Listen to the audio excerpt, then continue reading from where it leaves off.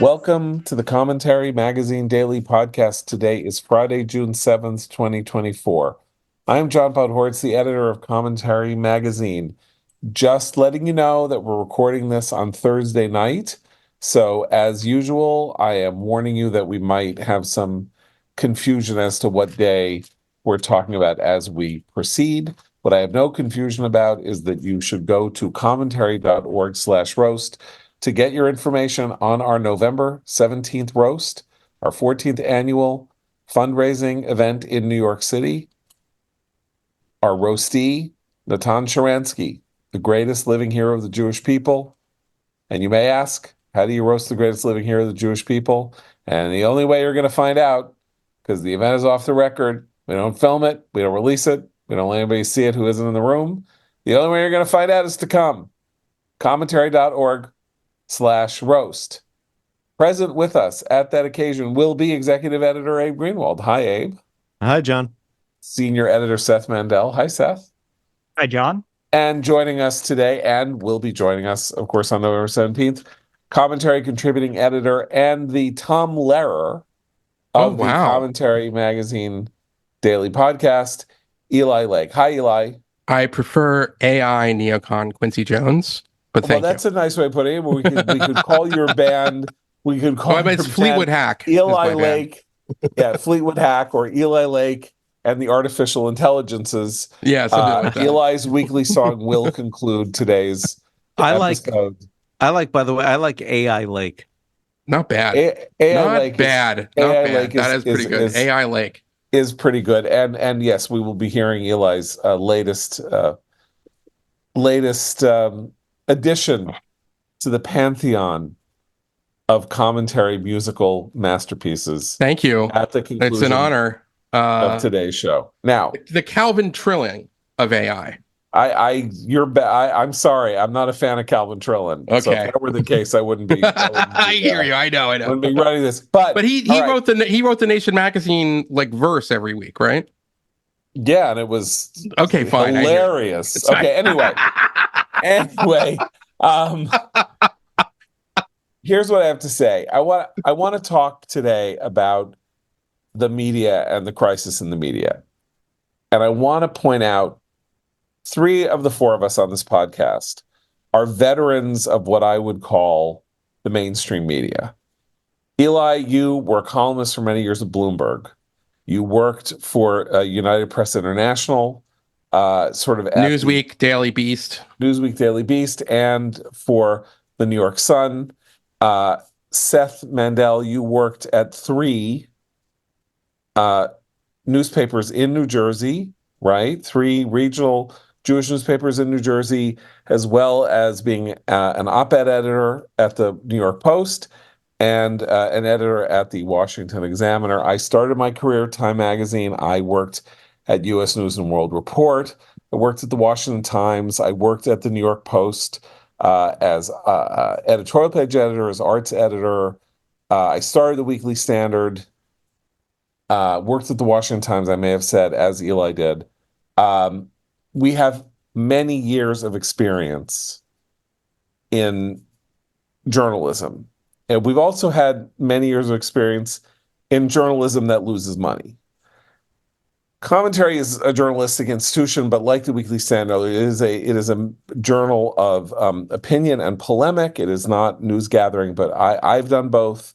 Seth has done both. Eli has done. I've done a lot of news gathering. Yeah, you have done a lot of news gathering. You've also done opinion writing. You've done news gathering in combination with opinion writing, a style that is, on the one hand, now almost sort of like the Vulgate of American journalism, but was once a particular talent, a particular skill of a certain number of people. You, I would say, being in the tradition of the all but vanished style of Evans and Novak or Drew Pearson or others who kind of combined opinion and reporting, hard reporting with analysis that could be deemed opinion. I'm only citing our credentials here because I don't want this to sound, as we talk today, like we are talking like people who didn't spend our time in newsrooms. I did layout, I did markup, I worked in the press room, I laid out pages, I cut articles to fit column widths. I edited investigative journalism. I investigated news journalism. I edited opinion journalism. Seth did a lot of the same stuff. And when I tell you that it means an enormous amount, the thing that has happened this week at the Washington Post is a watershed moment in American journalistic history. And here's why I say that. A guy fires a new publisher is brought in and fires the editor of the paper, or is going to reassign the editor of the paper to a much lower level job. And she quits. And the newsroom erupts in confusion and upset at her disappearance. And the new publisher in question meets with the staff of the newspaper. Second meeting in a week. The previous meeting, he said, hey, guess what, everybody? In the last 4 years, the Washington Post has lost half of its readership. And in the past year, we have lost $77 million. The staff then apparently is shocked and surprised to discover that he is taking radical measures to do something to turn this thing around. Not because Jeff Bezos, its owner, needs it to turn a profit, but because it is an embarrassment. It is not only a declining brand that fewer and fewer and fewer people are reading and a money loser, but it's bad. It's a bad newspaper. Under the tutelage and leadership of Sally Busby, it became an extremely bad newspaper. And I don't mean just because it got even more woke than the wokest of woke journalism has been. It's bad. Its reporting is bad. Its coverage is bad. Its breaking news isn't breaking news. Its web pages are embarrassing, and its opinion work is just shockingly derelict. And so this guy, Will Lewis, says, okay, we're making some changes. I got some ideas about how to do something innovative with the newsroom, which may or may not work, probably won't work. But the newsroom is like, didn't you? And I'm bringing in my pal from Britain, but he can't come until the end of the year. So I'm bringing in this great guy from the Wall Street Journal, Matt Murray. He's going to come in and be the editor until after the election. And they're like, did you look at a woman? Did you look at a black person? How could you do this to Sally? This is really terrible. And he said to them, nobody is reading your work. Nobody is reading your work. Do you understand what I'm trying to tell you? What he was saying is, you stink. This paper stinks. And I got to do something to save it.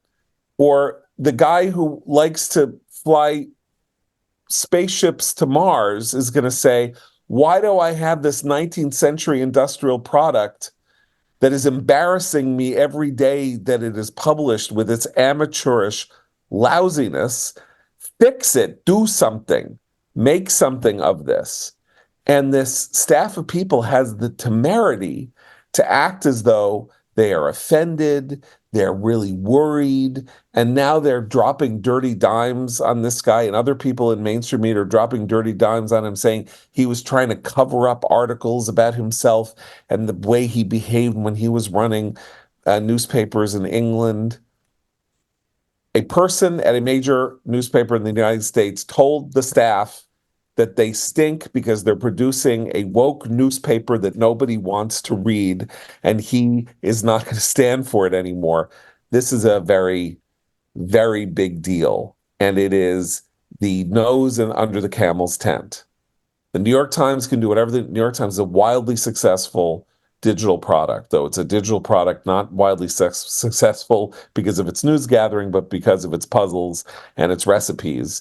Right. And the Washington Post comes up with a Wordle then they too can be New York successful. Post New York Times didn't even come up with a Wordle. It bought Wordle from a guy. Right. It bought Wordle, then it started Spelling Bee. Now it has recipes, and it has Wirecutter, and it is a service publication. They cracked the code on how to be a service publication. They can do whatever they want, woke, not woke, whatever. We can talk about them. They have earned their right to be whatever it is they want to be. The Washington Post deserves no right to be nothing, and anybody who works there is lucky they still have a job, given how bad the paper is and how lousy their work is. And that's what he was trying to tell them. And other people in the media don't seem to be getting the message, because it's not just the Washington Post. This is just the moment at which somebody said the emperor has no clothes. You bunch of lousy, woke, insufferably self-gratulatory, masturbatory writers and thinkers are about to meet the buzzsaw of metrics of success like readership and maybe profit. That doesn't even need to be profit. Just readership would be nice. Maybe having once had the second most powerful news brand in the United States and therefore in the world, and sinking to nothing. Okay, that's my rant. John, are you sure? I think a lot of Americans were grateful that the Washington Post finally blew the whistle on Halloween parties from 7 years ago, that someone may have worn blackface. That right there is what most Americans definitely want to read. I mean, yeah. Well, I anyway. mean, yeah. Look, and as they remind us from time to time, Watergate. All right. So, they're still, surfing off the wave of Watergate. I see the Watergate pair on CNN every so often together.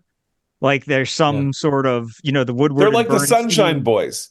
Yeah. They're like the Sunshine, but they're 97 years old. They're both sitting there going, words with letters with a K. Or, who was bad? Nixon.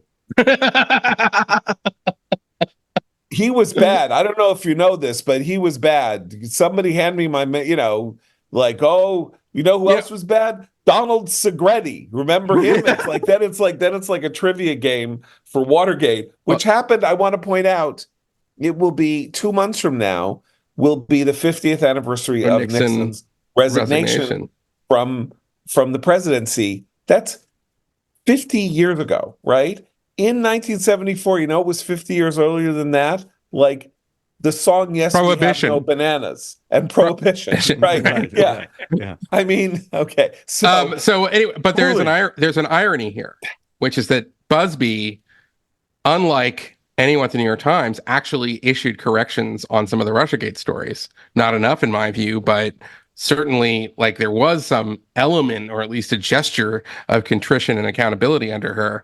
So this might have been, people who were from another era of journalism, which I don't know enough about Sally Busby, so I'm not trying to say that that's who she was, but dealing with the same problems of the institutional thing that we've been reading about, and, from Bennett and Nellie Bowles and others.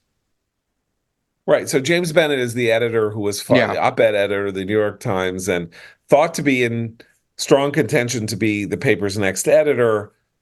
Fired for the crime of publishing an op-ed by Tom Cotton that was published literally 4 years ago this week, and said, call out the National Guard. There are people occupying Lafayette. There are people who are destroying this country. Call out the National Guard. And he was right, number one. Number two, people said they felt unsafe. And then Barry Weiss quit and is basically creating an institution for which Eli now works that is eating most mainstream media institutions' lunch on a daily basis, simply by covering stories that nobody else is willing to cover, that are of surpassing interest to ordinary people who want to know what the hell is going wrong with this country's institutions, which seems to be a subject of no interest whatsoever to the mainstream media, which seems to be defending these institutions or covering for them rather than casting a gimlet eye on them and looking to expose them. So Abe, Eli, given your experience over, more than 2 decades of working, with failing you know, newspapers, by the way. with failing My newspapers. experience Mine with too. newspapers I mean, haven't whatever. done well, right? Right, but not just newspapers, but you know, all these other institutions. So when you look and you see the product, what do you know from what is your sense from having been inside of why the Post and these places have degenerated so badly when, after all, they invented the standards that they themselves are now destroying. I don't mean objectivity and stuff like that. I mean decent writing, you know, like 2 sources. Yeah, Writing things with 2 sources would be well, good. I think that there still is. You'll find, like in any of these institutions, you can find good journalism. It's the choices that they make to really spend their resources on, which is always the issue. But the other part of this is that there was a moment in our culture where all institutions had this problem of like, nope, that bosses were now, you know, could be canceled, and like, you know, you don't oppress me, and like that, and that if you said it loud enough on social media, there would be enough kind of pressure, of especially elite pressure. But I mean, I think with the Washington Post, what I've thought for a long time is that the Washington Post, and I thought this about the New York Times, and you were right in the beginning, I was wrong. But what were once these very powerful sort of, you know, that's what the center of the opinion, what the Supreme Court of American opinion kind of thing, will become Haaretz or Le Monde, which are newspapers that are primarily for a progressive elite, and they are influential. Haaretz is extremely influential among a segment of Israeli politics, particularly, you know, it's sort of technocratic elites, but it's not like the voice of the people from either what the people want to read in terms of news or for what they're thinking in terms of, like, you know, opinions, and like having that kind of democratic judgment inform things. And it's no longer going to be treated like that, like the center of the truth bell. I also think that this is something of a vindication for objectivity, and I don't mean this like in a trite way, but I was always really bothered by the revolt against objectivity, this idea that objectivity itself is impossible, and therefore you shouldn't strive for it, right? It shouldn't. We all know that we all have biases, and part of being, you know, if you're writing a straight news story, part of being a reporter in that situation is to challenge yourself and ask the right questions, anticipate objections and things like that to counteract the biases. And then there was this movement, no, you got to lean into the biases and you got to tell the world your truth. And that's not what reporting was. And I made the argument at the time when this started, and the Washington Post and the New York Times were at the center of this. And I tried to make the argument that objectivity is journalism, is reporting, and the war on objectivity was a war on accuracy, because the point of objectivity is not to reach some sort of holy place where you have no biases, all the biases counteract each other, and you're perfectly unbiased or something like that. The point is, it's the process of trying to get the full story and trying to make sure that you don't leave any stone unturned, and, you know, and all that other stuff. And you gave people an excuse to just leave stones on the ground that they didn't want to turn over, because of this idea that they knew the truth going in, and because of their lived experience, the truth, the story that they presented was true in its own way and needed to be heard from somebody with that experience, and that the person who had set the standards before came from a different lived experience and all that. And I think this is a vindication of that idea. I think that the publisher coming in and saying, guys, your work sucks.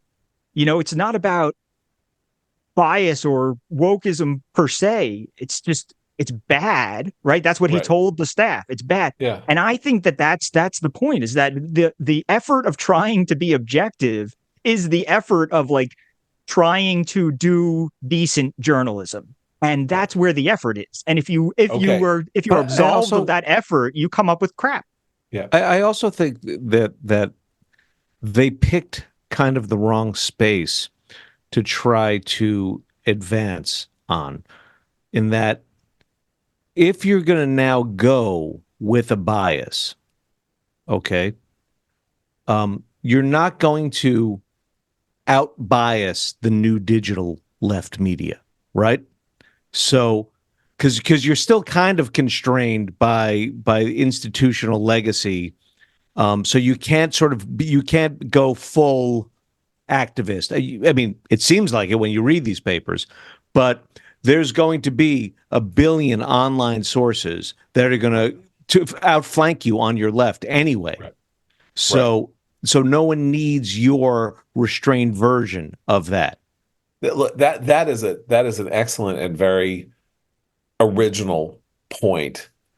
If I go back to the early days of conservative media criticism, and I date that really to the 1970s, when the real arguments started to be made systematically about bias in the media and what it was. John Corey, longtime columnist and reporter for the New York Times, wrote a very influential pamphlet really called The Dominant Media Culture, in which he described what was the wokeism of its time, though it did not look that way. That is that it's not that people who work at newspapers are deliberately shading the truth and the facts and things in order to conform with their ideological predilections. It is that they live they are subsumed in a soup in which they and everybody they know have the same assumptions about what things are and what is objective and all of that. And they are working to try to be fair within the ingredients of that soup. But there's a whole lot of world outside that soup that they do not pay attention to and that they do not understand. And the original problem with the argument was that people like Ben Bradley, the editor of the Washington Post, and others, would very contemptuously explain that they could not be biased because they were objective. In other words, they adhered to a standard of objectivity, and therefore they could not be biased. And so people like me at the dawn of the conservative media critique would say, there is no such thing as objectivity. You can't be objectivity is God is objective. This is something you should strive for. It is a quality you should attempt to not only emulate, but achieve. You will never achieve it. But as Seth sort of alludes to, the effort to make your work as balanced as possible is something that should be the struggle of your day. And it isn't. It was increasingly wasn't. But they didn't really know it because they lived in this soup, or what we would now call a bubble or something like that. That's just not the case anymore. No, you get into journalism. It's much closer to the tradition of like the muckrakers of the early 20th century. Right. Yeah. Where they were, I mean, which is, by the way, thank God, for some of that. We're grateful, but Ida Tarbell had an agenda. You know what I'm saying? And yet she could uncover facts. Yeah. And she could look at stories that people wouldn't necessarily look at. And that was good. I think what we're kind of getting at here is that what's gone is that sense that you could be, somebody with a liberal bias or a conservative bias, but if you were open to reasonable facts as they changed, and you would, there was that David Broderism in Washington, which was a constant search to sort of Solomonically balance what, various acceptable left and right partisans were saying. And that was a big part of it. And today's journalists have full contempt for that. Wesley Morris, who wrote, I think, the big piece on this, where he said, when it comes to police shootings, I don't think we need to be, balanced and fair. And it's more important to just, tell this truth, which has been covered up or something. Well, That gave way to the both yeah. sidesism complaint, Yeah. right? That's Yeah, what became known as both sidesism. If you said try to be objective, Right. it was like, oh, we both sides. Oh, the Nazis say this, but we got to hear both sides of this. That's blah, blah, and it was like sometimes that's true.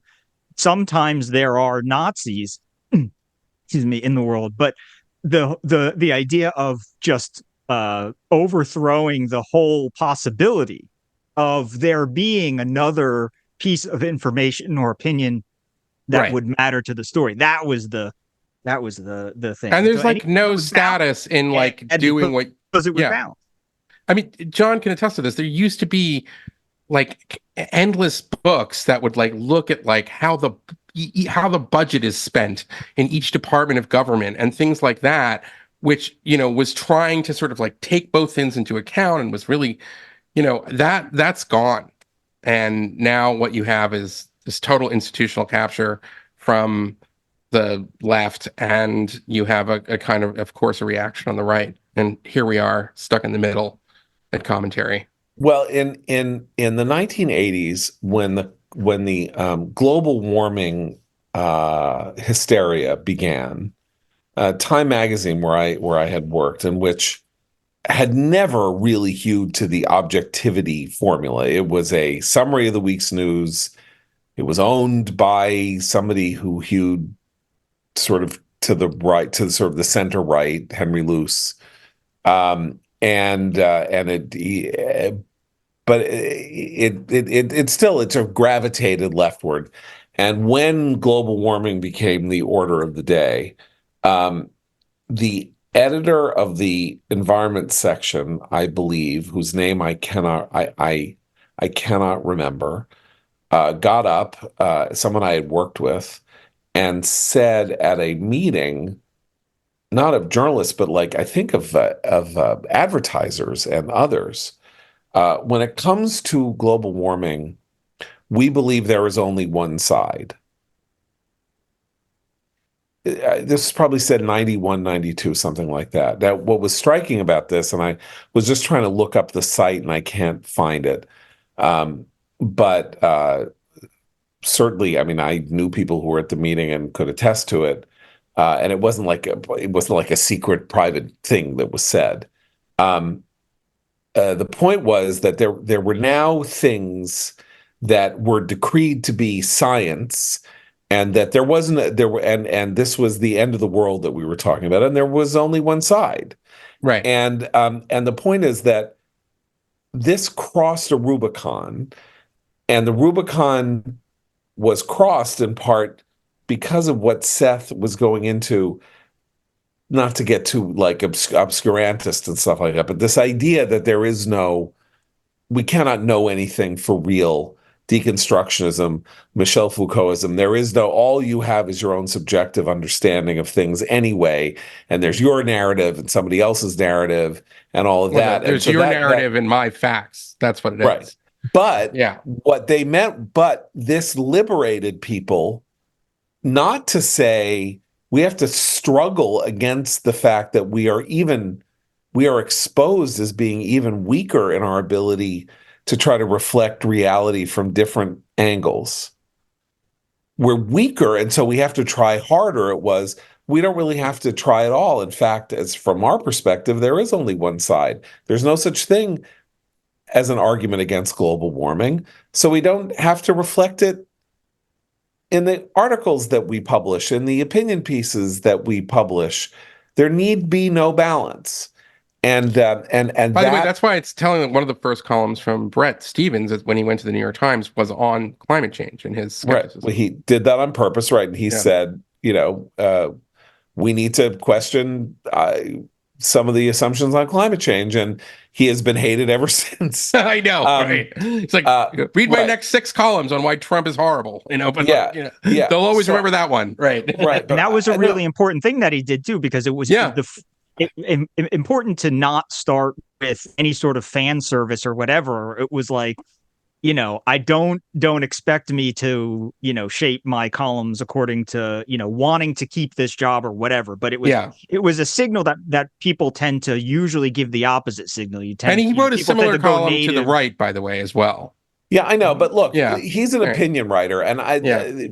people who publish opinion, we're going to put that in sort of a different in a different box, just for the Fair. moment. Fair. Even more important than this, Abe, you are the one of the four of us who you really only in journalism worked at commentary. So Thank God. thank God. So what's of interest to me is, so you haven't been, though you have friends, you have relatives, you have people who are ideologically divergent from you. I look at the Washington Post losing half of its readership. I look at what we learned when Uri Berliner published his piece in the Free Press about NPR, in which we discovered that 30% of NPR's listenership is gone. Then I read the Washington Post, and I listen to NPR, as I did this week several times. And on the issue, of course, that is now the most important to me, which is the Israel-Gaza war, NPR is literally Al Jazeera. I mean, when I say literally, I mean, I now think it is taking most of its source material from reporters who are not in the ground in Gaza, their own, but like from Al Jazeera, and vocalizing, whatever you call radio broadcasting, literal Hamas propaganda. I heard this morning a story about how this horrible attack on this hospital, a doctor is interviewed saying that she saw a donkey outside the hospital with 8 corpses on its back being led out of the hospital. A donkey with 8 corpses on its back. Now, first of all, aside from the fact that donkeys, yes, can carry many times their weight, I think it's usually they pull many times their weight, not that they're lying on the donkey's back. And the donkey was a really nice touch. A hard-bitten, cynical reporter of the old school would have said, that whole thing about how if your mother tells you she did something, check your mother. Like, there was no donkey. There was no donkey with 8 dead bodies on its back. Like, give me a break. They interviewed the donkey. Yeah, right. They got first-person quote. Right.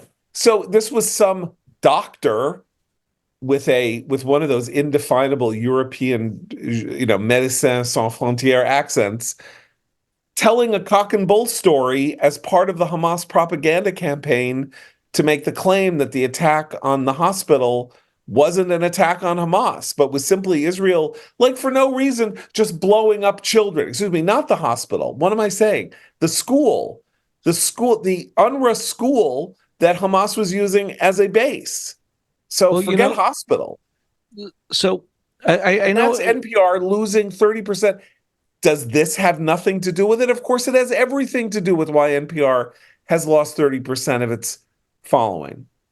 But I know at the beginning of this conversation, John, you sort of like set aside the New York Times as you said, and I understand it, sort of rightfully earning, by virtue of the fact that they remain successful, rightfully earning their ability to keep doing whatever it is they're doing, which is being a kind of a sort of woke lifestyle guide, I think, in totality or something like that, right? But I am fascinated by why the Times gets away with doing this when the Washington Post doesn't. Unlike you and unlike Matt Continetti, I don't listen to. Because it turns a profit. Yes, but why does it turn a profit? Money. But why does it turn a profit? Because of the puzzles and the cooking. Right. So it's puzzles and the cooking. So if you couch, but that makes it more dangerous. I mean, I know I'm not saying it's not more dangerous. Right, I'm just talking about this because Trump is a Russian agent, Abe. Come on. Yeah. No. I know we're talking about it from a sort of like mercenary. I'm doing from a hard-bitten reporter's cynical perspective. Yeah. Kirk Douglas and Ace in the Hole. Yeah. You show me. Did you, by the way, did you see the latest that there's like this horrible report of Israeli torture and you look at it's an UNRWA report. Did you see this? Yeah. Anyway, of course. Yeah, like- They're talking donkeys. But not that I'm going to dwell on the times either. But what struck me particularly today, because it's the 80th anniversary of D-Day, so you have sort of side by side on the front page, there are these stories about why it's so wonderful that that Americans saved the world from Nazis, and this is the 80th anniversary of the most consequential day in that fight, and so on and so forth. And of course, I agree with all of that. Side by side with why it is terrible that Israel, the only Jewish state, is fighting modern day Nazis, and how they have to be stopped, and how they have done terrible things, and how we cannot let Right. this go on. So to my mind, it's great that the places that are trying to pull this off poorly are failing and hemorrhaging money. But the places that are pulling it off, namely the New York Times, are really much more on my radar. The ability to couch this in a larger, sort of nice, soft, comfy package of how to be a good, decent person. When you said that they cracked the code, I think that's cracking the code, and that obviously deeply disturbs me, because I think part of why the Washington Post is in trouble and other places has to do with, if you just go with we're woke, we're enlightened, Trump is the end of the United States, Trump is the end of America, it's boring. It's boring. Forgetting that you're shirking all your journalistic responsibilities, that the writing's bad, that the editing's bad, that you're not practicing journalism in any recognizable way, it's deeply, profoundly boring. And you have to put in the sort of bits of, the spoonsful of sugar after every article make it into something else. Hold on. That was irresistible and highly profitable in 2016 and 2017. But they have been so discredited Right. by all of their warnings that the hysteria now, 8 years later, is boring. And that's the lesson, right? I mean, the lesson is like, you get one shot, all of your credibility, and something, I think it was that was the 2016 was when it really flipped. And that's when it really did. I mean, listen, I kept checking the New York Times, and we all did in 2016 in the first 6 months of 2017. And it's taken some of us, I think we've kind of landed in the same place, is that, wait a second, this was all bullshit. And it over and over again repeated itself, whether it's Right. Hunter's laptop or social distancing, whatever it was. There's a series of these stories. And at a certain point, if you keep freaking out and writing that same style, like this is the end of the world, this is the climate change emergency, well, then at that point it does become boring. Because And I think actually I think the Hunter Yeah. Biden story is actually a really important part of that, right? Because Huge, yes. what were the lessons that people learned from the last couple presidential election cycles and the media coverage, right? The Washington Post was telling us the lesson is that journalists have to stop fascism, that's who they are, or whatever. But the Hunter Biden laptop story was a really good example of why people have lost faith in that attitude, because it wasn't just, oh, you got this wrong. There was this important thing. You got a lot of details wrong with this Russia stuff. It was a very clear example where there was an organized and a cooperative attempt to use that idea to muzzle newspapers, to silence reporters. Well, you had, newspaper, right? A A newspaper, newspaper. A newspaper. No, No, but but that's many an other important- newspapers, no one would touch that story. There are plenty No, of but journalists right, who no, work but in no, but mainstream this media. is right. No, And but people yes. on Twitter were getting either their suspended or their accounts suspended, or Yeah. they at one point Twitter and Facebook were doing this thing where they were just you couldn't link to the story. You just couldn't. Your tweet wouldn't send if Yeah. you Because would. of So Russian there's- disinformation. Right. right. Right. And so But you this- literally could not push send on a tweet that said the Hunter Biden laptop was real, right? That was like a key. And so I think that Okay, people but look now back we're on that. okay. Okay, I want to move. I want to get this back to the media story, because if we broaden it out to social media, I mean, I'm talking about like paid media, newspapers, traditional media, because if we start broadening it out to the role of social media, we're just now just scattershotting. It's a hardcore history like length podcast. It's like 5 okay, hours. but yeah, it's also just very, very difficult to retain focus. But It's the an focus all-night is, Shavuos right. night. Yeah, exactly. Yes, So yeah, we're yeah, in front yeah. of we're studying. By the way, all night. speaking of all-night Shavuot study, which is called the Tikkun, I am obliged to say that if you are in New York City on Tuesday night and Wednesday morning for the first night of Shavuos, the Paul Feig Tikkun will be taking place at the JCC in Manhattan, with a great many people participating, including me at 12:15 a.m. Talking about how they're coming after us. So this is an amazing event. Actually, thousands of people show up. It's free.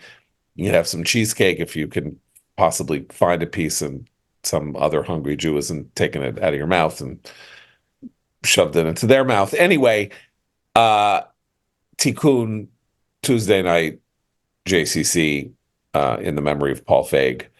Now, not Paul Feig, the movie maker who is still with us, but my friend Jeff Feig's brother Paul. Anyway, you just gave me an opening to say that, and I'm now going to get back to my point, which is that the institutions of power in the United States, Ida Tarbell, you mentioned Jacob Rees, the investigative journalist of the first, Upton Sinclair of the first part of the 20th century, their target were the institutions of power in the United States in the way that they were arranging things to their own ends. And now we have something entirely the opposite, which is that on the one hand, you have an assault on the institutions of the United States, not the institutions of power, but the institution, the architecture, the very architecture, the structure, the foundations of the United States. That's the 1619 Project. That's, diversity, equity, inclusion theory. That's intersectionality, all of which says that America is racist and evil at its root. And therefore, everything that comes after 1619 is illegitimate. So there is this recognized assault, mostly from the opinion side of places like the Washington Post, but also the New York Times and others, on the foundations and the architecture of the United States. But the institutions of power in the United States are being protected by the mainstream media. The institutions of power are now, they are part of it, and they are defending it, which is to say that who did you go to for news about what was going on college campuses and the attacks on Jews? Did you go to the New York Times? Did you go to the Washington Post? Did you go to NPR? Did you go to AP? Did you go to CNN? Did you go to MSNBC? No. I went to Stu Studio on Twitter. FYI. Yeah, you went to Susan Studio on Twitter, and Raylan Givens and Manhattan Mingle and Stop Anti-Semitism on Twitter, and the Free Press, the Free Press, yes, and the Free Beacon. That's where you went, and you know why? They're great, and Barry is great, and her editorial staff, Margie Conklin and Nellie, and they're all great, and Eliana Johnson is great, terrific, and Vic Mattis is great, and they're all great, and if any of these institutions that have hundreds of millions of dollars more at their disposal had done their jobs 10% of the way they could have done them, they would have given those places no room to publish what they published, because they would have been publishing it, because it was the most interesting story of the past year, because including for their own audience, which is, of course, highly educated people who went to all of these colleges, who will read anything if the word Harvard interesting to say is in the them. Atlantic did cover it. The Atlantic. I'm not even going to the Atlantic because that's a whole other that's a whole other podcast to talk But by about. the way, the John, Atlantic. Yeah, okay. this dovetails perfectly with my point about how it gets boring. The thing about the free press and everything that Barry's done, it's not only that she's done great righteous work in a multitude of areas. She very obviously realized that this is interesting. These are the interesting stories that other people aren't writing. Mhm. That is where the failing institutions have all fallen short. If you don't, Nellie Bowles said this, right? I mean, and she's got it in. She talks a bit about it in her new book. But one of the things she said at the start of the free press stuff was she would talk about, right, the stories that the New York Times wouldn't let her write. Yeah, She right. was a New York Times reporter, Yeah. and they said, no, don't go out to the Yeah. to the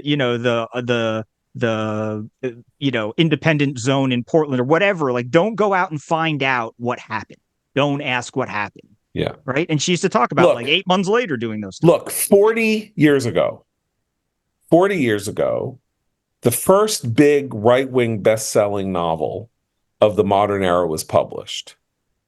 It was called The Spike, and it was co-authored by my, and then I think Eli's subsequent boss, Arno de Borgrave, and Robert Moss. And The Spike was the thing in a newsroom, literally a spike, where you took a story that you had decided to kill, and you would take the typescript, because it hadn't yet been sent to the hot typist to put into a type box to make it into something that could go into the paper, and you would take the story and spike it. You would put it down, drill a hole through it, put it down at the bottom of the pile, and that would be it. And that was a story about Soviet disinformation. And yet that's what you did with the reporter too of the Spike story.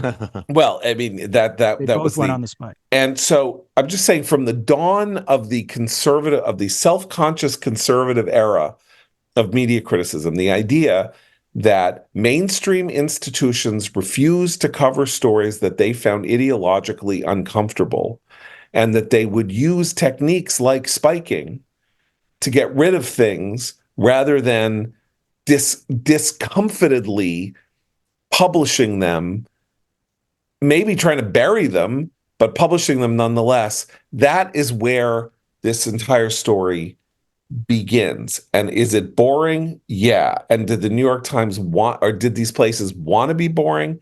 Kind of. They kind of wanted to be boring, but the Washington Post, Ben Bradley, whatever he was, the editor of the Post, was incapable of being boring. He was capable of many things, and a lot of them horrible, but he was not boring. And he published a lively, incredibly obnoxious newspaper that was lively and obnoxious in its arts coverage, with Tom Shales, the most obnoxious person who ever wrote about anything, and in its manners column, she's still there, Judith Martin, writing stuff, and also obnoxious, and Sally Quinn, his later wife, who was the most obnoxious profile writer ever. It was a lively paper. But and whatever he wasn't woke. He was something else. He was biased, and he was liberal, and he was this. Wokeism is boring. right. Because wokeism says not reductionist. Don't write that. That's not enough. Wokeism Right. is don't think that. Don't even think. We'll know that you're thinking that simply by virtue of the fact that you say you want to go cover what's going on with those poor kids who Right. are getting, there are kids who are like getting beaten up as they cross, or people are throwing things at them as they cross campus.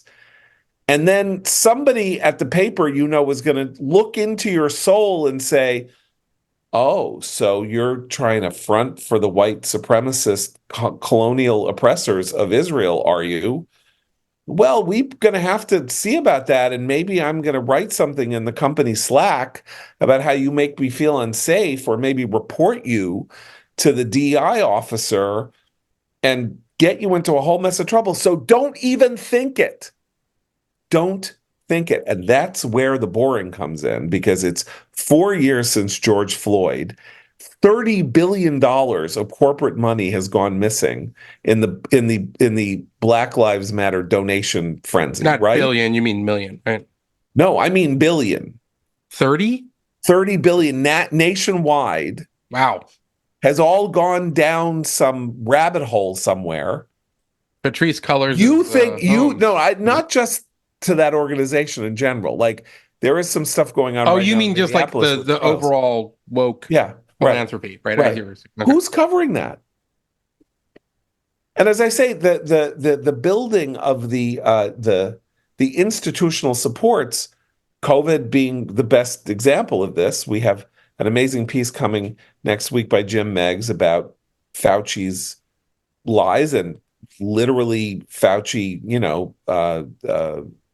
perjuring himself before a House committee this week, covering up his own role in things. That shouldn't be something that the House is uncovering. That should be something that Donald O'Neill is covering. But guess what? Donald McNeil doesn't work at the New York Times anymore. Why? Because he said something on a trip for the happy people of the New York Times to take a trip to South America, and he asked some question about sex. No, it was high school kids who felt triggered because he used the N-word, but in a context where from context, right. And he was cleared. He was cleared by the New York Times investigation. Yeah, and then a couple of years later, it came up again, and they fired him. They fired him. He won 2 Pulitzer Prizes. Right. He was the leading science reporter in the United States. In the middle of the pandemic, in the middle of a 100-year pandemic. And they quashed him like a bug because it didn't matter. Right. Because what matters is he had thoughts in his head and he was starting to question COVID. And oh boy, let's go back to the trip to Peru. And on that note, by the way, John, on that note, the science writers at the New York Times, one of them who stepped up in Donald McNeil's absence has a very famous tweet going around now that people are sort of throwing back at her. But it was, one day we'll all stop talking about the lab leak. Maybe we'll talk about its racist roots, the racist roots of the lab leak theory. And that's I'm sorry, the alternative to the lab leak theory is the racist theory. The alternative is that it was in a wet market where they were cutting off the heads of bats. That's racist. The non-racist is that an authoritarian commie government had a lab and covered it up and a bunch of people got sick. That's not racist against Chinese, you moron. But this is what I'm saying. That's what they replaced it with. They replaced the science writer with this is racist to ask a question about science. And why? Because you're not allowed to think it. That's the difference. Yes. I can't. I'm sorry, you just triggered me there, Seth. I was nobody in the 1980s said you couldn't think it. No, you're right. Just obviously, you can think it. We may spike it. Yeah, right. And can I say, you'll work 3 months on this story, right? And then we'll spike it. See how you like that. Maybe don't propose it, but no one's saying don't think it. And now the entire superstructure of the American elite is to create entire wells of area and experience that they will know, the Stalinist overlords will know that you are thinking bad thoughts and they will report you and they will destroy you. Okay, or the difference is the conservatives of 50 years ago were up against the tide of public opinion. People trusted the CBS News. People trusted the Washington Post. The reason Watergate could happen is because even though Bradley was a lib, it was perceived as a straight newspaper. Right. And it was giving you the news, and they were objective and they were doing the process. And by the way, they were. I mean, there were a lot of things they got wrong, but for the most part, Watergate was right. But the point is that now we're talking about institutions that are falling into themselves, that are collapsing from within, because that Stalinist attitude is anti-journalism. That you cannot have a journalistic enterprise if that is the dominant ideology. And so what we're seeing is all these British people are coming in and firing everyone, which is a good thing, even though it's sad when people lose their job, but it's a good thing. So I would like to thank they're so sad. They're really sad when Adam Rubenstein loses his job. And they're really sad. I know, but you know, and they're really sad when James Bennett loses his job. And they're really sad when Donald McNeil loses his job. You know what? They can all go to hell and lose their jobs. And I'm not sad for them because they stink. They're bad at their work. They're incompetent. And they celebrate when people that they don't like lose their jobs. So I'm not crying any crocodile tears over them. I hope 150 to 200 people get fired at the Washington Post because they're bad, and they're bad because their brains are bad, and their attitudes are bad, and their ideas are bad, and the market has spoken. That's why this is important. And this is where, Abe, I've got to differ with. You're right that the New York Times is way more dangerous because it has figured out the secret sauce of how to be both, of how to remain influential as a woke product and be successful in the marketplace. Its fan service throughout the paper is part of its selling point, but then it has this all other backstop that is selling it if things go awry the way they went awry at the Post and and then there's this amazing story, not to keep wandering around because this is not really mainstream news, but Michael Moynihan's story in the Free Press about Vice. Incredible. Vice was this lad bro, defined by political incorrectness and violence, punk rock publication that it was called Vice. It was called Vice.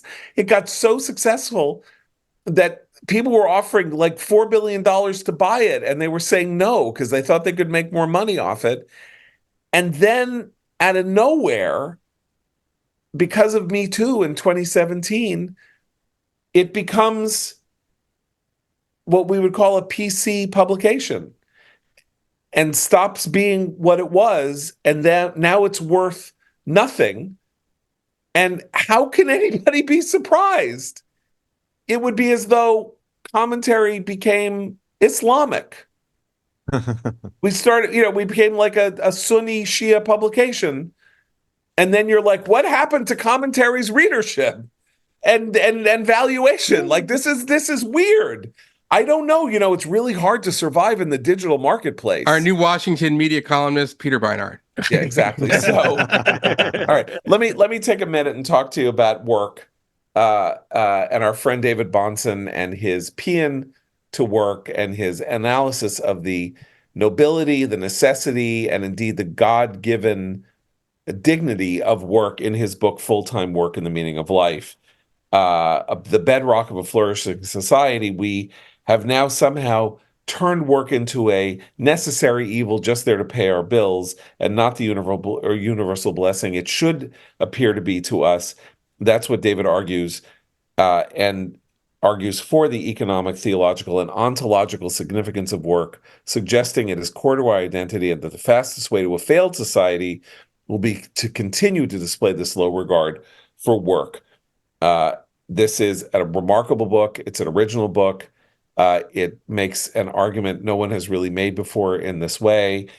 David Bahnsen's Full-Time Work and the Meaning of Life. Buy it in Amazon, buy it at Barnes & Noble. Find out more at fulltimebook.com. Let's talk a little bit about this Israel story that I alluded to about the UNRWA school that Israel took out because it was a Hamas base. What is this, the 7th or the 8th time that the Western press has credulously reported that Israel, for no good reason, struck a civilian building, mostly killing women and children, only to find, although they're not saying it now, that in fact it wasn't a place for women and children. It was a Hamas base being buried in an UNRWA, in a UN designated site as a school. How this is just obviously this is what it's going to be. It's never going to matter that they get it wrong over and over again, that they slander Israel over and over again, that they accept the propaganda being proffered by an evil terrorist organization that slaughtered the equivalent of 25,000, slaughtered and injured the equivalent of 25,000 Americans on October 7th. It doesn't matter to them. They will say anything in pursuit of these two goals, one of which is to keep Israel out of Rafah, and the other is to isolate Israel in the world community and somehow create this mythical two-state or Palestinian state that no one, as Seth brilliantly analyzed, that even the people who want to recognize it don't know what exactly it is they're recognizing, since they can't provide consular services to people, let's say, if they recognize the country when there is no country. So they can't have consular services for Palestinians who don't live in a country called Palestine because it doesn't exist. Anyway, Eli, help me, because I'm taking crazy pills. Like, how this just it's just gonna keep going. Like, This it's is never no, gonna but this is stop. part of the problem, is that I just think that they don't have the power they used to have.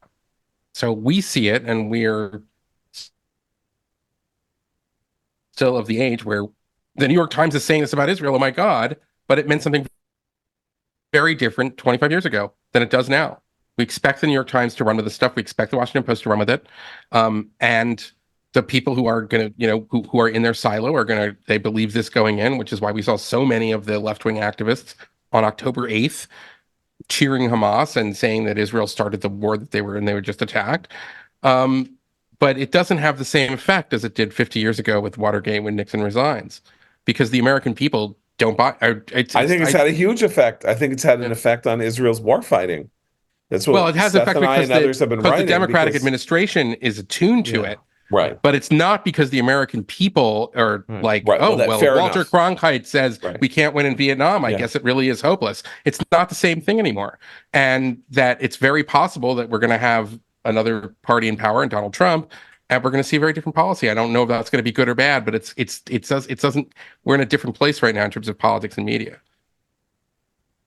Abe, right now, Hezbollah is firing on Israel from the north, and the journalistic community is writing about a justified strike on a Hamas base inside a building in Gaza as though that were the most important story of the day.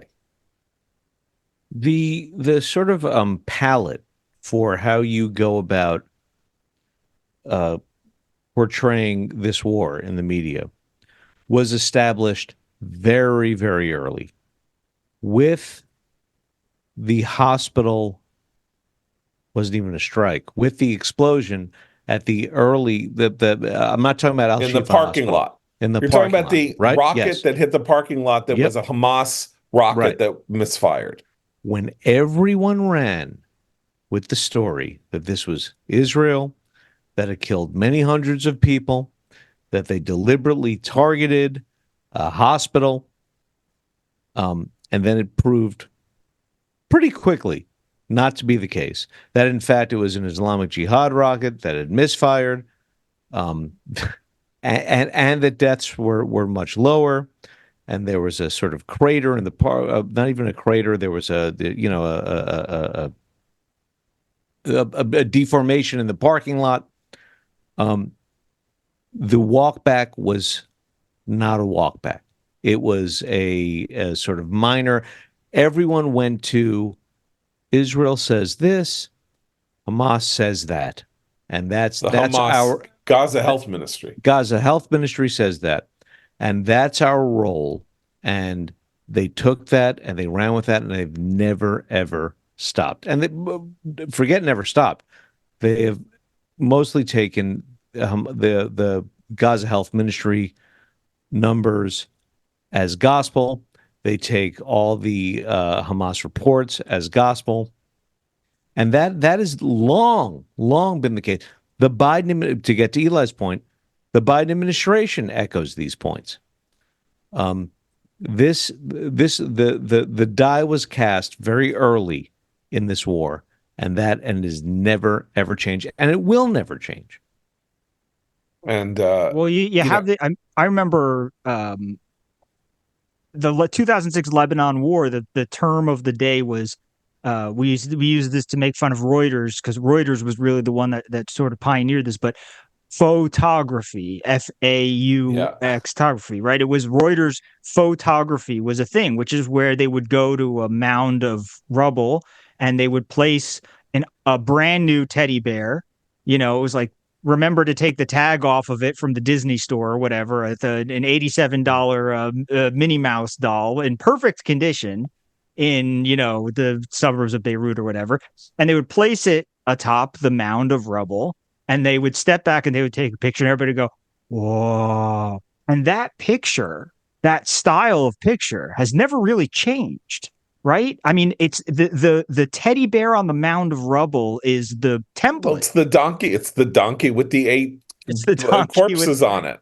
right. The But non-existent we've, donkey like, that couldn't carry 8 corpses on it right. unless And as it was Abe said, the we've size of moved, Secretariat. we're now in a point where we know those are mistakes to me. They know what like Abe said, we know what happened with the hospital, but they keep using the formula. We know these silly Minnie Mouse atop rubble pictures are bogus and all. Like, we know how the sausage is made. We know the process. And we just still kind of accept that these are the pictures we're going to show. These are the pictures we're going to run. These are the headlines that are going to run at a time when we realize that people had made a monumental journalism mistake in setting in making these things happen, and we still use them as the templates for every story. So what do people think is going to happen? Well, we're not Where are the using them as that. incentives? So why? No, but I mean, okay, I'm going to give you my conspiracy theory why, because it brings us around full circle. There's a story comes over the wire, or whatever the wire is now. That's what we used to call it. There is no wire. UNRWA school bombed. U.S. bomb used to strike UNRWA school, children dead. So you're an editor in the newsroom at the Washington Post, and let's say you're a person with some minimal sense, and that you do have a memory of what's gone on over the last 6 months, and you look at that and you're like, oh, I don't know, really? And then sitting across from you is your sub-editor, and she's like, I can't believe they did it again. The viciousness, the war crime, the evil, the monstrousness. I can't believe it. The horror. Are you going to say, no, this doesn't pass the smell test with me?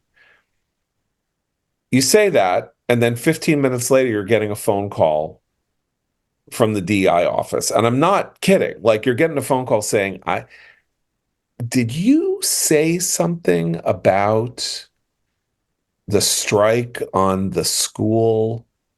Because people are saying that you were pretty insensitive about something that is very upsetting to them, and indeed even triggering to them, and that even disrespectful, by the way, also very disrespectful of their opinion. That guy, again, knows he's not supposed to think what he thought.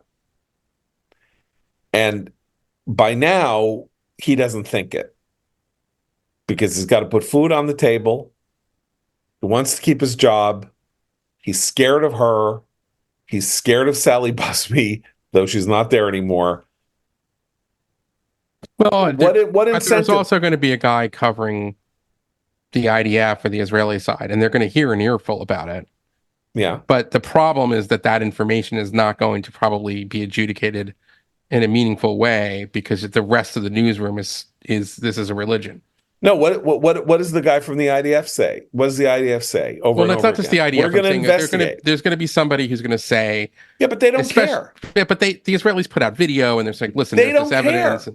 Yeah. This guy that I am saying, the guy on the desk who has to assign the story, yes, I agree. The guy on the desk has no incentive. And no incentive from the theory of objectivity that we're now going back to where this all begins. His only incentive is to hew to classic journalistic standards of making sure that you check your mother when she tells you something. That guy doesn't exist anymore. That person. There are only consequences for getting the story right in that situation. Exactly. There are no consequences if that headline turns out to be the IDF may be right. Yeah. They'll show you video and you go, okay. But the guy who approved that headline or wrote that headline, whatever, he's not going to lose his job over the fact that the facts changed. So there's no consequences down that road. And if he wants to get the story right, the consequences come down on his head immediately. Right. Okay. But there's also some element of this that's like a sort of left-wing moral panic. In that, like, there are these Zionists, and they're killing people And oh my God, there was another rocket fire, and this is crazy. This is this unleashed crazy force, that we can't. Someone's got to say something about this. Right. I think the there's a lot of people who know nothing. This is I think worth mentioning as we're talking about the failure of journalists and journalistic institutions here.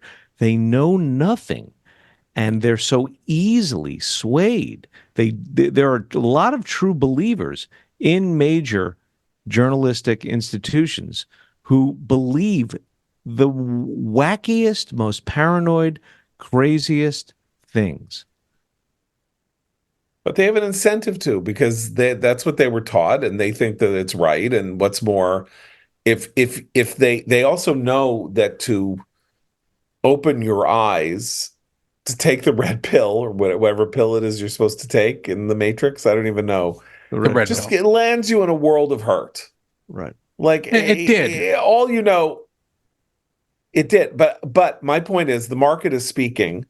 And this world that they're in is going to be half the size that it was 4 years from now, particularly.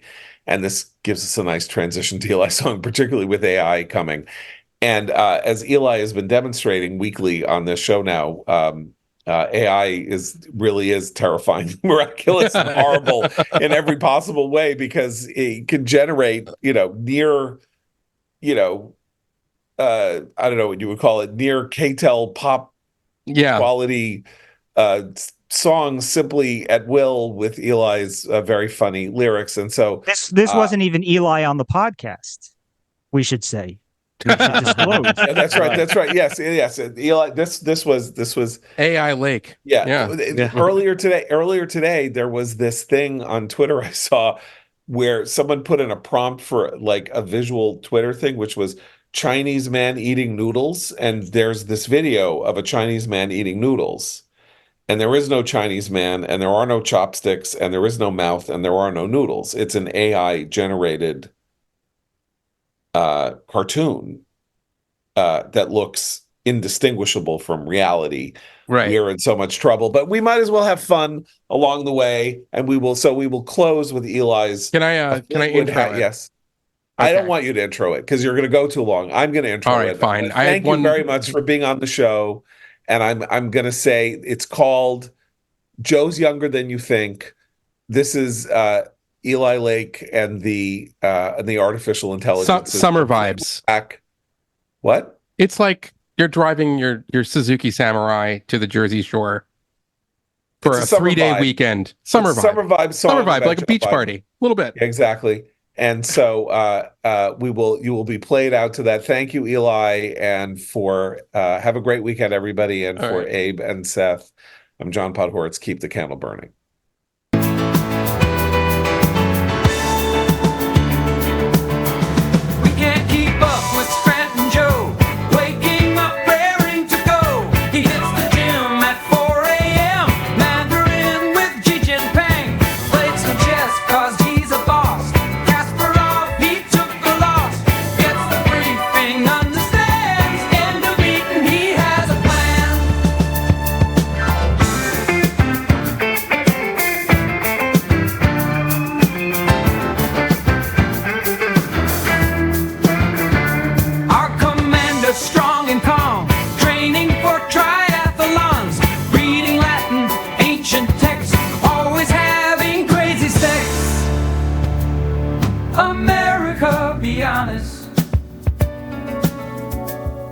Joe Biden is Adonis. America, be fair. Just ask Karine Jean-Pierre. The media says he's half nearly dead. Octogenary, a trick. He stumbles on stairs, new Golda Meir, losing to a maniac in slapstick.